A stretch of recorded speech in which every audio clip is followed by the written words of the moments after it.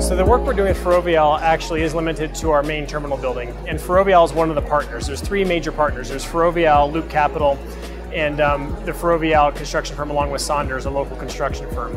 And together they form a group called Great Hall Partners. The Great Hall Partners is focused on the terminal and for a number of different things. It's not primarily a play to just add more concessions. That's certainly part of what we're trying to do, but there's a lot more to it than that. First and foremost, we need to add capacity because the airport has been growing so much, particularly over the past 3 or 4 years.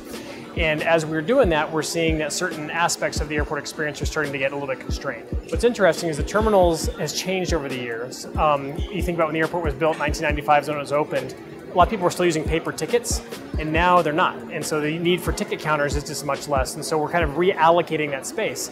And what that does is it lets us solve a capacity problem. It lets us deal with security issues, making sure that the terminal is as secure and safe as it can possibly be for us and for our passengers. So the Great Hall Partners are actually going to take that space and actually put in another 50,000 square feet of concessions throughout the entire terminal, some of it landside, some of it airside. And I think all of that taken together kind of forms the foundation of that project that we're pursuing. In the past couple of years, most of our milestones have centered around traffic growth. If you look at, we grew in 2016 a little over 8%. Last year we grew a little over 5%. This year we're growing about 4 to 4.5% so far. So growth is really driving a lot of our milestones. And then so along with that has come a lot of new things that have opened. The new hotel opened recently. It's performing very well. So that's been a good success for us. We've had a number of new airline announcements.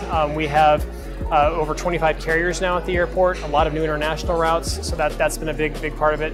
But just in our concessions program in particular, we have seen a lot of new locations open, a lot of new restaurants open, and we've seen the performance of those restaurants start to really outpace what else has happened. On average, if you look at what our new restaurants are doing in the same locations where the old ones were, we're seeing almost a doubling of revenues in some cases.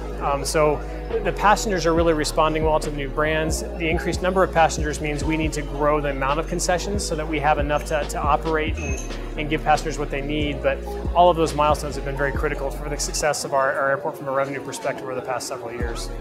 So our concessions program today largely reflects what concessions program looked like in 1995 when the airport opened. It's still very much centered around what it was that airports were in the mid-1990s.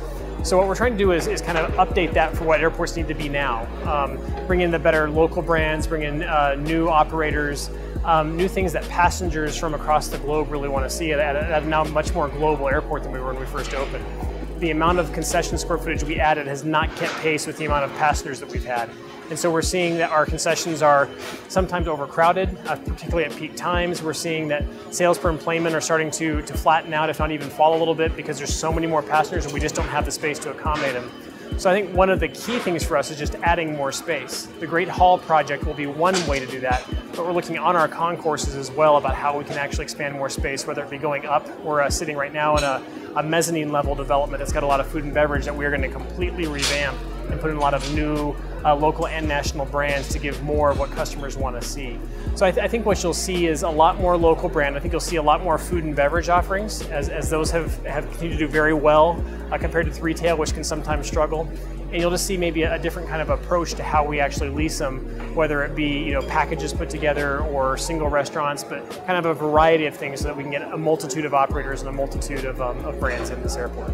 We have a number of new things that have happened. We've had restaurants or retail outlets that have closed and reopened with their new brand image, which is remarkably can sometimes really boost sales just by having the new brand standard put in place. So we've seen a number of those. We've also seen new concepts come in.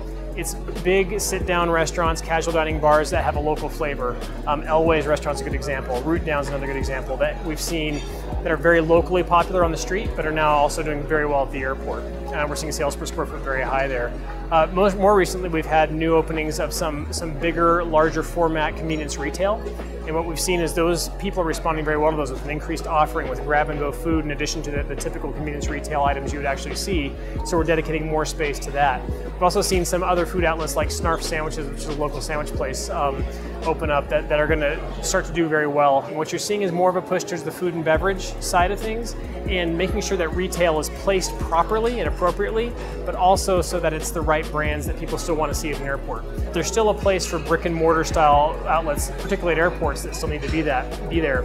And when we look at the Great Hall as a good example, they're going to allocate more of their space towards retail. And so we're kind of allocating the space appropriately depending on where the customer wants to have the different types of brands at the airport. We're starting to put up construction walls, and you'll actually see real construction happening over the next several years.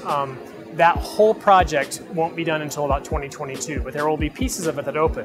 The ticket counters will open sooner as the airlines get their new ticket counters put together. The security checkpoints will open, the retail sections will open at different timelines, but throughout that 3.5 year kind of project schedule, you'll see those things opening up. The concourse expansions are happening over the next few years, and we see them opening a small one in 2020 and then the other bigger ones in 2021. So with that will come new retail, new food and beverage offerings as well.